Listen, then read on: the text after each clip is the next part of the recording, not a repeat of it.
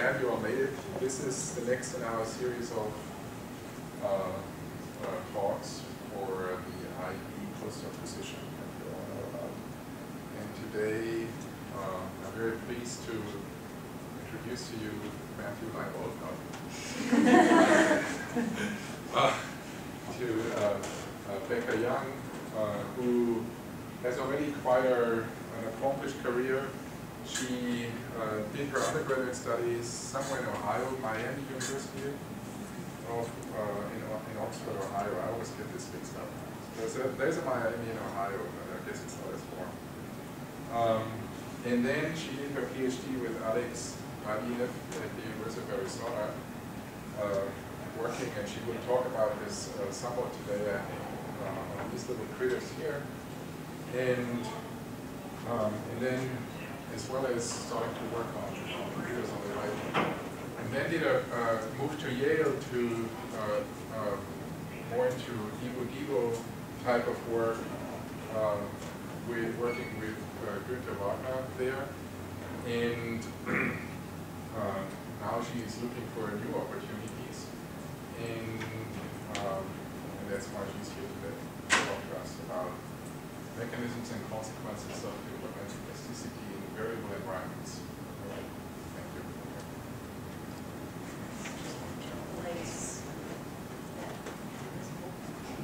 Well, thank you all for coming, and I'm really excited about the opportunity to tell you guys about what I have been working on since my graduate studies in Arizona.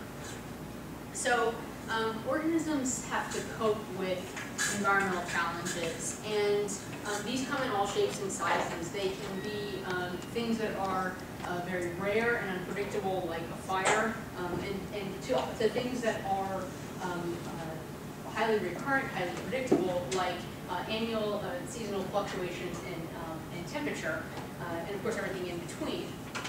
And there's a couple of ways that organisms can cope with environmental variation, and I'm putting these here. So the first one is that they can ignore the environment, and this is an evolved strategy of developmental buffering. And what happens here is that you generate one phenotype that will work relatively well in a bunch of different environments. And what happens here is it results in the generation of consistent phenotypes across environments and across generations. The sort of alternative to that is what I'm calling riding the environment. And again, this is an evolved strategy of environmental sensitivity of development, where you allow the environment to influence your development, and it results in the generation of variable phenotypes across environments and generations. Now, of course, I put these as dichotomous, and this is not realistic, partially because neither one of these pure strategies is really an option. This is more of a continuum between them.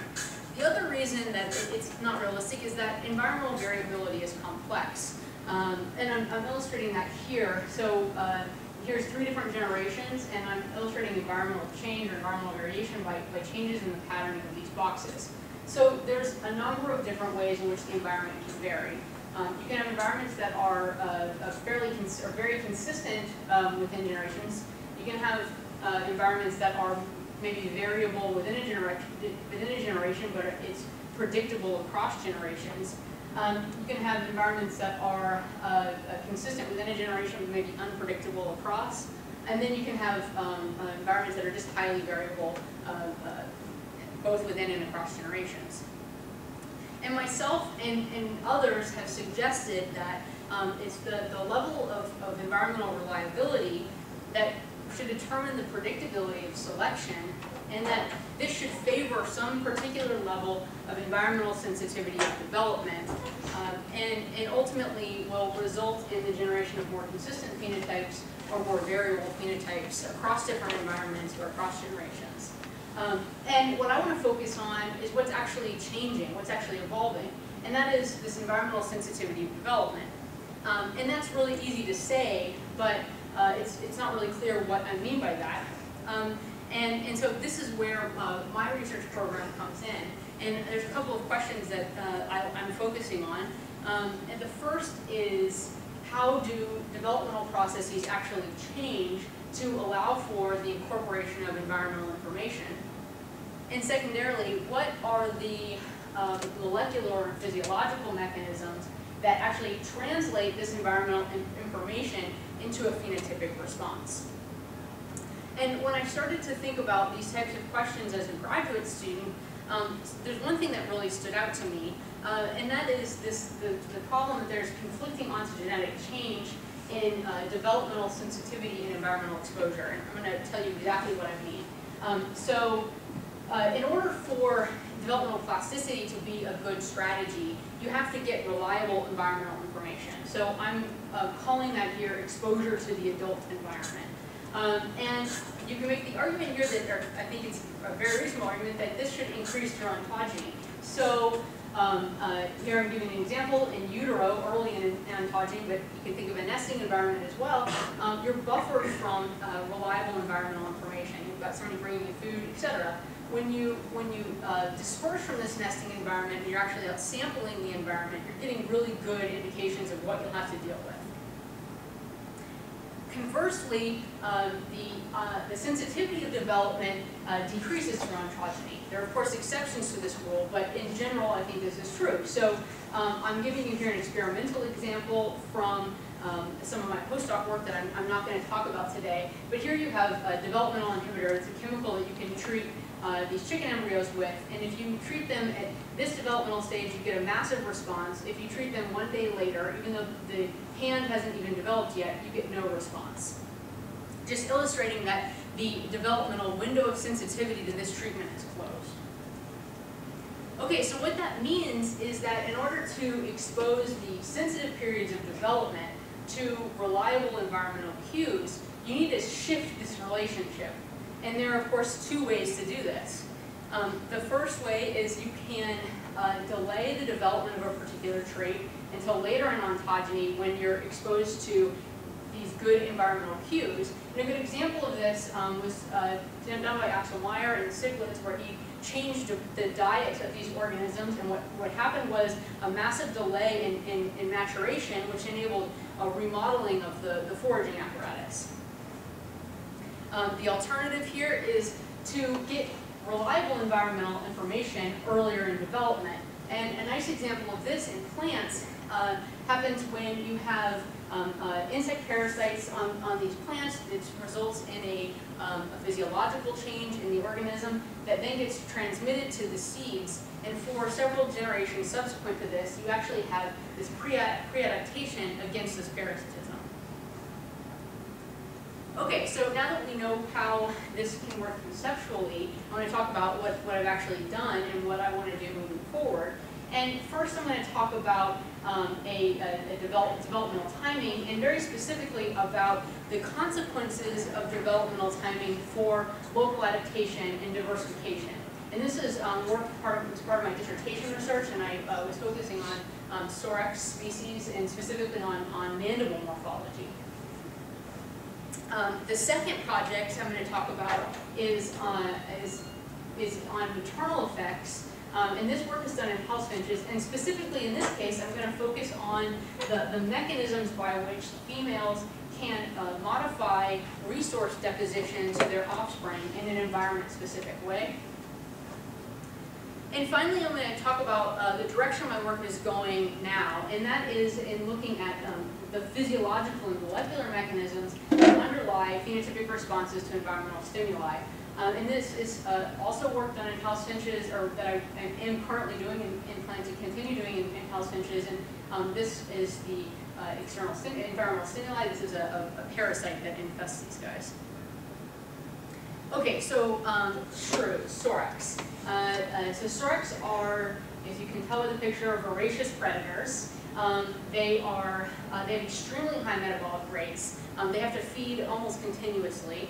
And another thing that's really neat about shrews for this kind of work is that I like to describe them like annual plants, because most of these organisms don't actually overwinter. So they're born in some environment, they have to capitalize on whatever resource is there, they reproduce, they eat, they reproduce, they eat a lot more, and then they die.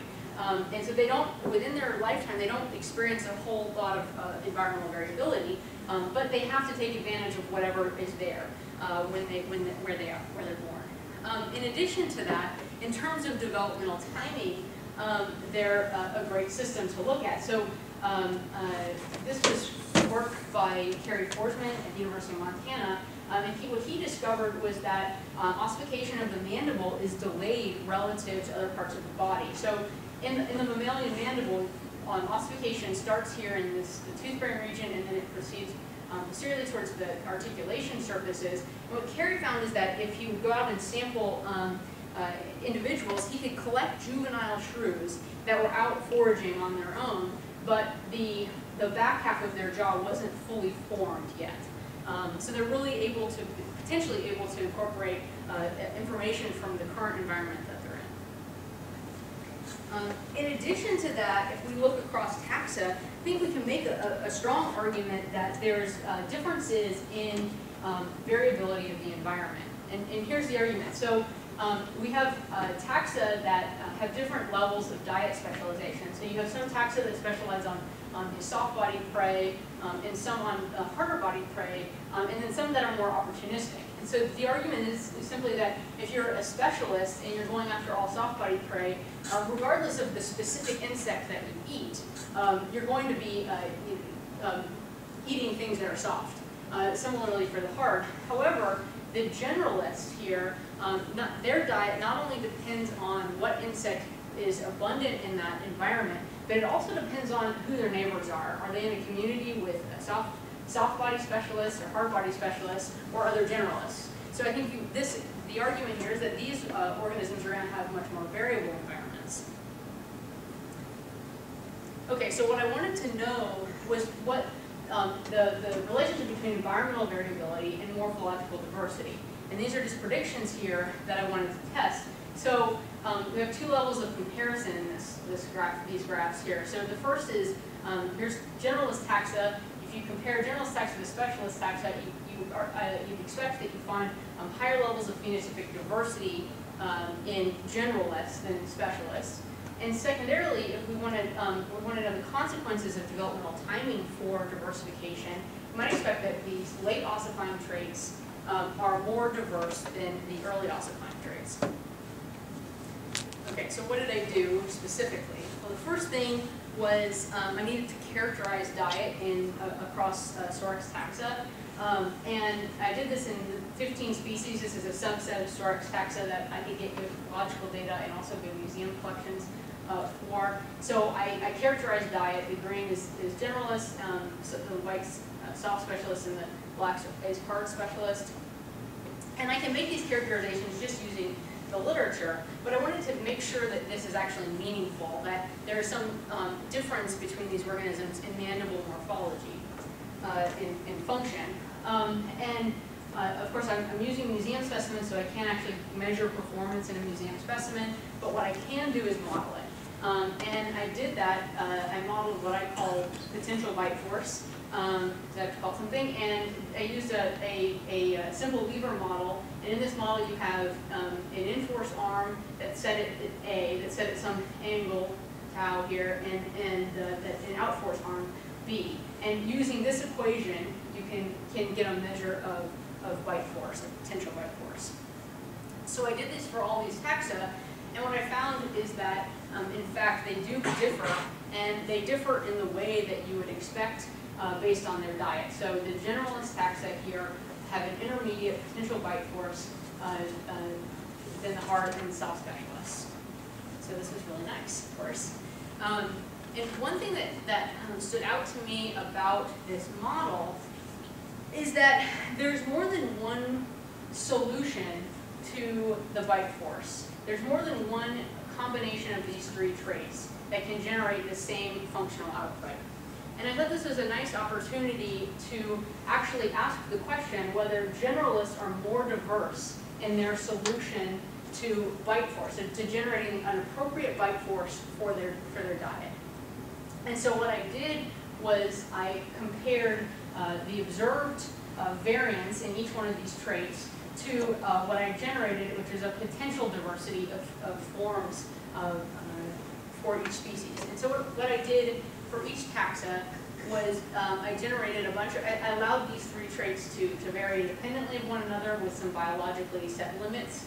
Then I allowed them to vary independently of one another, and then looked at the variance from these simulations in each one of these traits.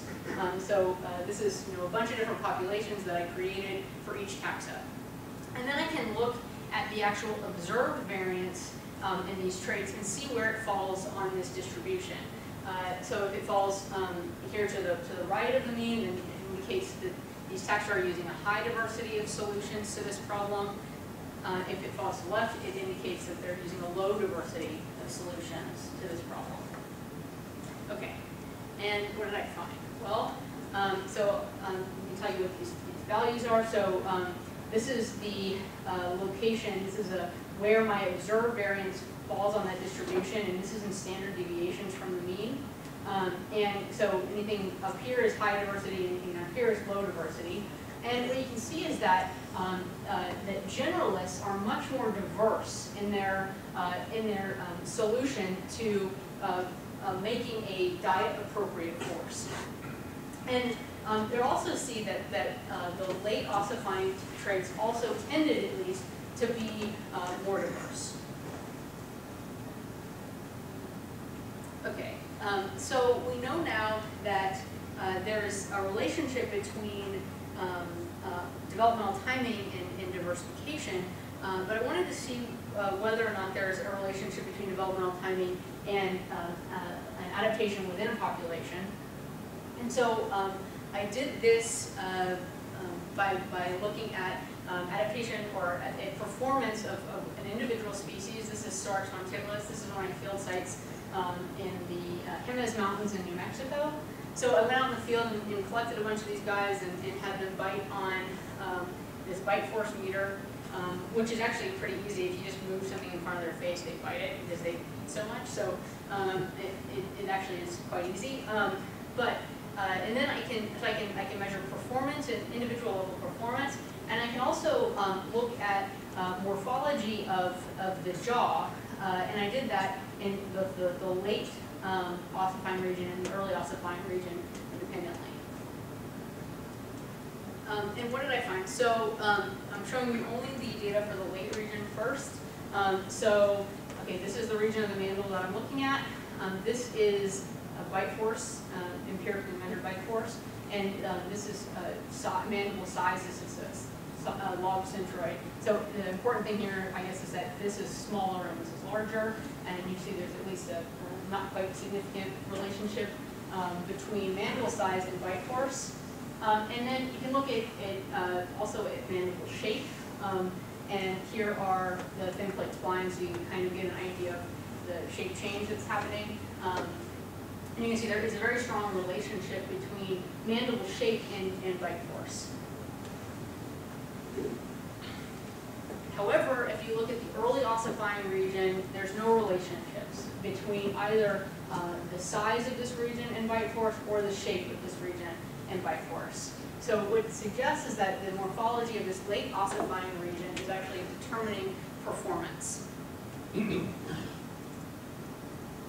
Okay, so from this shrew work, I have a couple of conclusions here. The first is that environmental variability impacts diversity in adaptation to functional requirements. And second, that developmental timing seems to be a very important determinant of a trait's contribution to both adaptation and diversification.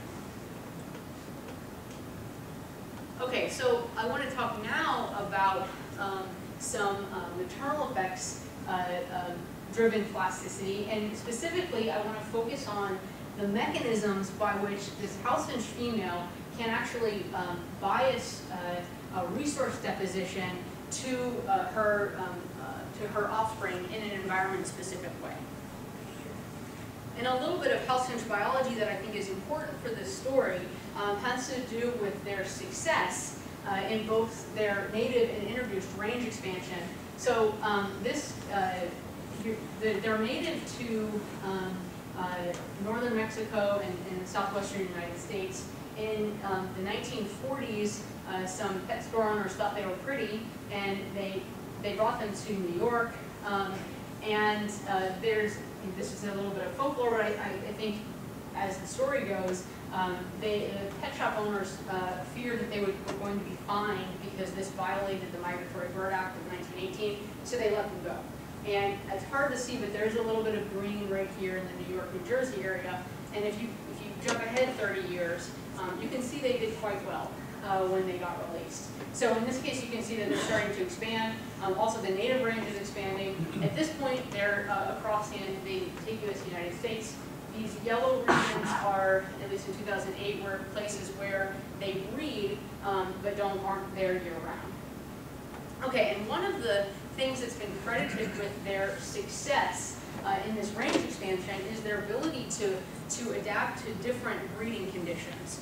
And one of those things that happens in the northern areas of their range is that there's a lot of variation in ambient temperature during the breeding season.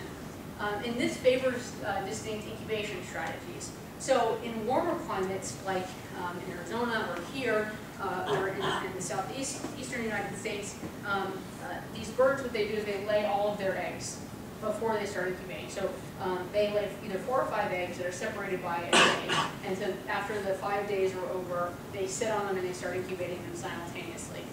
In the cold climates, they can't do this because the eggs won't survive.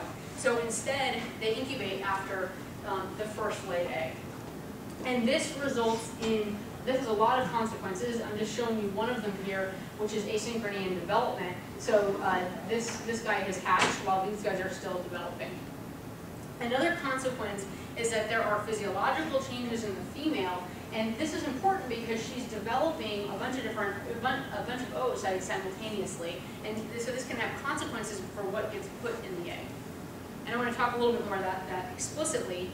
So we know that incubation behavior is associated with an increase in prolactin. So prolactin is a pituitary hormone, and it's been shown in a lot of different taxa to be associated with parental care. We also know that there's another change that happens, which is that there's a decrease in testosterone. And just to be thorough, of course, there are interactions between, other interactions in the system. The specifics aren't important for this necessarily, but just to know that there are these physiological consequences to this behavior. Okay, in addition to that, we know that there are consequences to what actually gets deposited into the yolk. And this is by no means an exhaustive list of this, but I wanted to focus on things that are relevant for house finches and other passerines. So in house finches specifically, a higher yolk testosterone has been associated with an increase in growth and also an improved immune response. And in other passerines, this work was done in canaries and zebra finches. Increase in yolk testosterone results in higher dominance in the nest, so they get fed more, and also in reduced oxidative stress, and that was a male-specific effect. Okay, so we know that females have different things circulating in their body, and we know that what gets deposited into the egg is important for development of these offspring. But what I wanted to know was whether or not what's circulating in the female gets deposited, or how it gets deposited in the egg, and whether that matters for how they grow. So in order to do that, we need to know something about how these resources actually get deposited.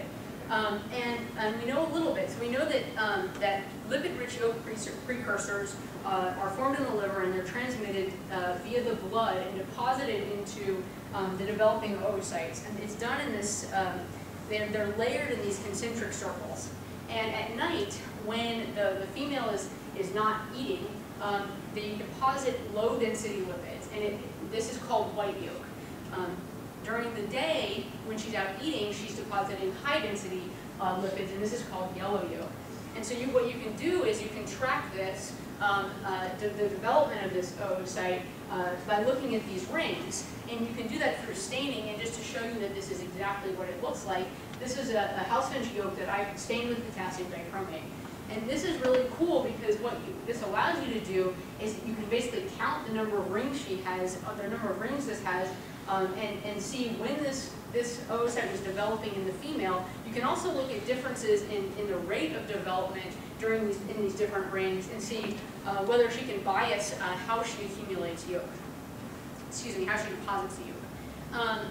there are a number of other things that we can get from this egg, and this is important for the results I'm going to show you. So here's a house finch egg that we froze. Can then remove the shell and the albumin, and just it leaves the yolk. And from that yolk, you can dissect off the early embryonic cells and use those to molecularly sex this individual. So we know whether this would have become a male or female. In addition to that, I would take a slice out of the center to do this staining with. And you can take the rest of the yolk and actually look at what kinds of resources are in there. So you can look at hormone levels, but you can also look at other organic compounds like vitamins and see what actually goes into these yolks. Okay, so the first thing, wanted just to look and see whether there's actually any variation in rate of duration. Nobody had really looked at this in a natural population of birds. So do these individuals differ in how long and how fast they develop? And I did this using sigmoidal growth curves, and I'm just going to show you, you can get a lot of information off of here. I'm going to show you what I looked at, or what is interesting at least for this. The first one is you can get a measure of duration, you can get initial growth rate, and you can also calculate time at max growth. And then you can look across individuals and see whether you see any differences in these measurements. And you do. I want to make sure you know what you're looking at. These are the three different measures. This is duration, this is initial growth rate, and this is the time at max growth. Of course, the black bars are males, the open are female. And I want to tell you what this is because this is going to reappear. So this is ovulation order, which is synonymous with laying order. This is first, second, third are obvious, but the reason that last is here is because I think I mentioned that house finches have either 4 or 5 egg clutches, and to make all the nests comparable, we would just call the last laid egg last. Okay, so just that's the one you know what you're looking at. And I don't want people to get bogged down too much in which position has which significance. I just wanted to show that there are differences, and I can kind of summarize those, at least male-female differences over here. So what we know is that males, generally speaking, they grow for a shorter amount of time, they have a higher initial growth rate, and they have an earlier time at max growth.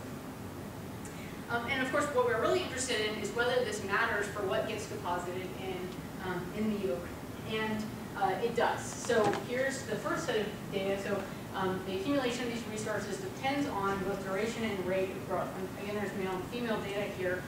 These top 2 graphs are carotenoids and vitamin A's. The bottom are tocopherols. These are vitamin E and similar compounds. All of these things are antioxidants. And what you can see is that if you look at duration, there's for both males and females, there's a significant relationship. The longer they're developing, the more of these compounds they get. It's a little bit different for growth rate. There is a significant relationship in females, so the faster they grow, the more they get.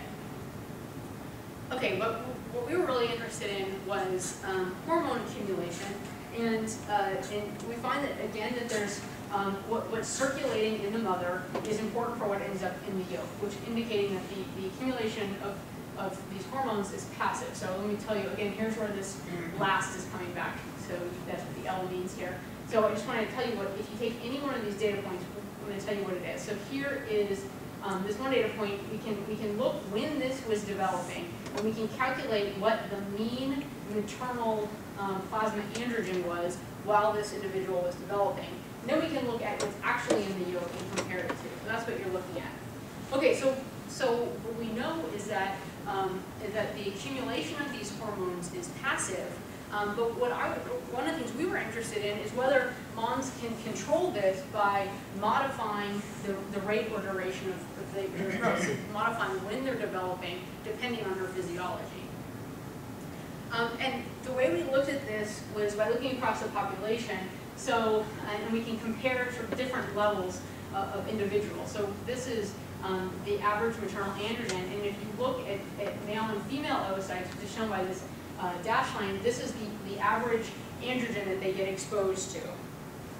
Then you can look at separate organizations of individuals, and here I've done this with males and females, and see that females are getting exposed to significantly less maternal androgens, indicating that moms can vary the rate and duration of yolk deposition to bias accumulation of these hormones. Okay, so to sort of summarize what I've shown you in this section, variation in rate and duration of oocyte growth determines resource accumulation, and moms, by modifying the duration and rate of yolk deposition, can potentially resolve conflicts that result from environmentally induced physiological constraints and offspring resource requirements.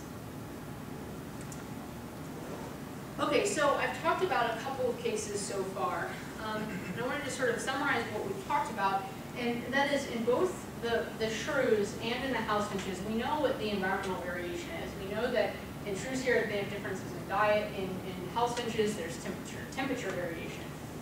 And in the case of shrews, we have a really good idea of what the consequences of response to this is in terms of local performance, as well as evolutionary consequences in terms of diversification across taxa. We also have a little bit of an idea of how this information gets transmitted into development, and that is to do with ossification timing, and some data that I didn't have time to show you, but we also have an indication that it's a combination of developmental timing and muscle stimulation that's important here. In the birds, conversely, we know a lot about how this information gets transmitted to the organism through variation in resource deposition in the yolk. And we know from other published studies that what gets put into the yolk has consequences for how these birds develop, and this seems to be important for how well they've done in their range expansion. However, in neither case do we have an indication of what the molecular and physiological mechanisms are that underlie this phenotypic response. So in other words, how do you take the resources that are deposited here and translate that into some growth response? And this is what my goal is moving forward, is to try and get at these molecular and physiological mechanisms. And I've spent some time at Yale really developing experimental genetic and genomic techniques that I think puts me in a really good position to be able to achieve this goal. And what I want to spend the rest of the time talking about is what I will do moving forward, and hopefully here as an integrative biology postdoc. Okay, so house finches. One thing I didn't tell you about house finch biology, breeding biology, is that females have more than one clutch a breeding season, and these are separated temporally through the season. And something that happens also seasonally in this breeding season is an infestation of these mites. These are blood-sucking ectoparasites. And this is data out of Jeff Hill's lab. This is from a population that's in Alabama. These mites also exist in Arizona. They seem to be very common in warm climates.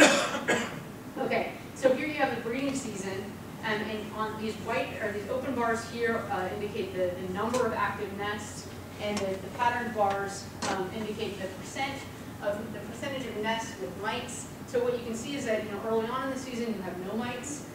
About early to mid-May, you get the appearance of mites, and by the end of May, early June, they've overtaken all of the nests, so they're on 100% of these nests. And we also know that this has some consequences. This is data out of the Arizona population from Alex Claudio and his collaborators on this. So there are some survival costs to the presence of mites. And what you see is that pre-mites, staying in the nest for a longer period of time is a good thing. That makes sense. You have mom and dad bringing you food, and you have some protection against peregrine falcons and whatever other predators there might be. However, post-mites, your nest environment is no longer friendly. It is now hostile. So you need to get out. So what happens is that there's a survival cost to longer nest tenures that favors leaving the nest a bit early. And how do they do this? How do they fledge earlier? Well, it appears that they grow faster in ovo. And I want to talk a little bit about this measurement before I get into the details of this. So this is Tarsus data, and for those of you who don't say birds, birds. The tarsus is a common measurement that's made. This is, so birds, like dogs and cats, they walk on their toes, and this measurement is from the base of the toe to effectively the heel. And as I said, it's a common measurement for a couple of reasons. One, it's relatively easy to measure, but it's been shown in a lot of bird species, in house finches specifically, that it's a good indication of size and can also be used to track growth. So this is a nice measurement for that because of that. So what you can see from this figure here is here's the tarsus size at hatching, and after the invasion of mites, these guys are hatching at a much larger size. So I want to make this point really clear that you have an individual female. She's going to have a couple different, there it goes. She's going to have a couple different clutches during the season. She's going to have one early on before there are mites, and this is the growth pattern that you're going to see. So you have, you know, they're going to hatch at a particular time, and they're going to hatch at a particular tarsus size. After the invasion of mites, you get this growth pattern. So you have them hatching at the same time, but you have this accelerated tarsus growth in ovo. So what this means is that there's some kind of signal that they're receiving in ovo that this is a hostile environment and they need to grow a little bit faster and get out earlier. Okay, so in this case, what we have is, again, we have an environmental variable, we have this seasonal infestation of parasites, and we have a phenotypic response. We know that they have accelerated tarsus growth in ovo, but we don't know what these other things are. We don't know what the stimulus is or what the mechanism underlying this growth response. So I started looking into this, and there's a couple things that we do know. And I should say that no birds were harmed. In fact, I argue that they were improved because their ectoparasites were removed before they were released. But these are house finches that were fumigated to assess different parasites on them. And one of the parasites that they found was, of course, the same nest parasite. So these aren't just affecting the nestlings; they are also getting on the adults. And this makes sense, right? These adults are going to the nest to feed or incubate, and then they're getting infested with the parasites. And we have some preliminary data that suggests that there's a consequence of this also in adults, that the females are showing increased signs of stress, including potential increase in the stress hormone corticosterone. Okay, so we have a hypothesis of a stimulus, that it's possible that what's happening is that these females are having elevated corticosterone levels, and that this is being transmitted to the offspring and telling them they need to grow fast. Okay, what about the molecular and physiological mechanisms? Well, I've done a little bit on this. This is still work that's in its infancy, but I want to show you a little bit of data. So what I did was dissected the limb from different developmental stages of these house finch embryos, both before mite infestation and after mite infestation.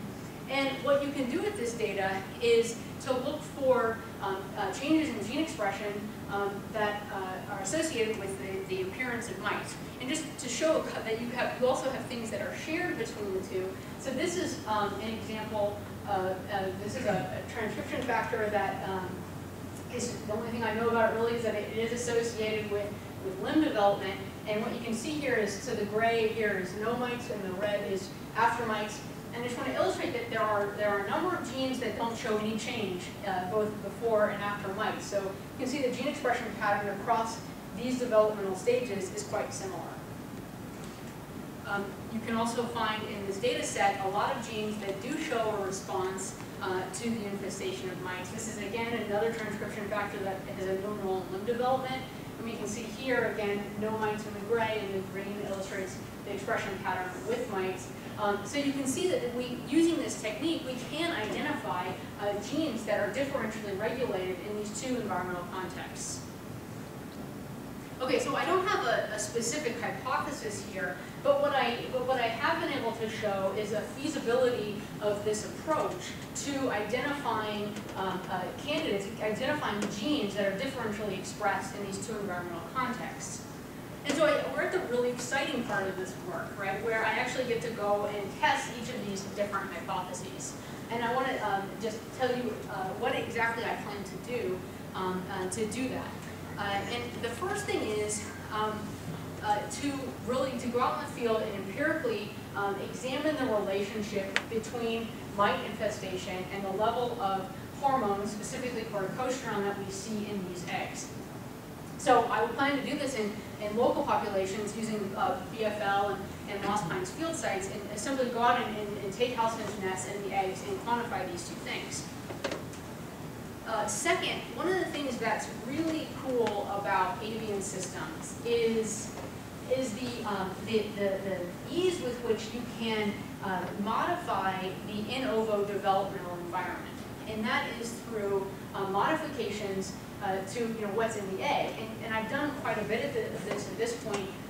This is some work I did in my postdoc. I've windowed these eggs, and you can do all kinds of manipulations. You can also just straight put a needle in the egg and inject the hormones, in this case, into the yolk and modify this environment. So this will allow for an explicit test between the level of corticosterone in this embryonic growth rate, as well as the level of and changes in gene expression of genes that we find that are interesting. Finally, I said that my goal was to identify the molecular mechanisms that underlie the growth response, and I think I have a really powerful combination of approaches in which to do that. The first is through some additional mRNA-seq. And as I said, I've done a little bit of this, but I think it's really necessary to do this in some more individuals so that I can separate individual level variation in gene expression from this environment-specific gene expression patterns. And that in combination with ChIP-seq. So for those of you who aren't familiar with ChIP-seq, this is a technique that's used to assess changes in protein DNA interactions under different treatments, in my case, in corticosterone level. So what I would look at specifically is the glucocorticoid receptor. And this is a transcription factor that binds DNA and mediates the genetic response to corticosterone, to stress. So using these two approaches, what I can do is identify the court-related changes in gene expression that are associated with mite infestation. Okay, so I want to just talk really briefly about a couple of extensions of this work that I've thought about. And the first is that I've talked exclusively about the growth response. And there's, of course, a reason for that. We know that we already have evidence that that's happening. But there are, of course, a number of other phenotypes that are likely responding to mite infestation. An obvious one is an immune response. And so I think there's some nice extensions that can be made by looking at that.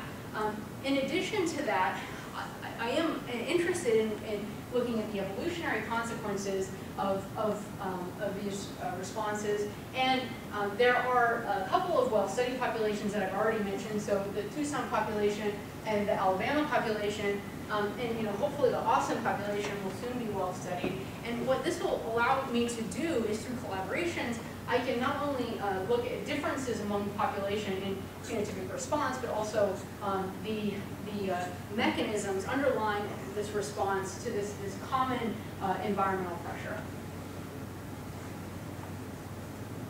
Okay, so what I hope that I've convinced you of is that at this point I'm in a really good position with my training and also my knowledge and background in this system specifically to take this maternal effects-driven plasticity and really pick apart the molecular mechanisms that underlie this phenotypic response. And I think what's even more exciting is that this is something that is feasible to do in local populations.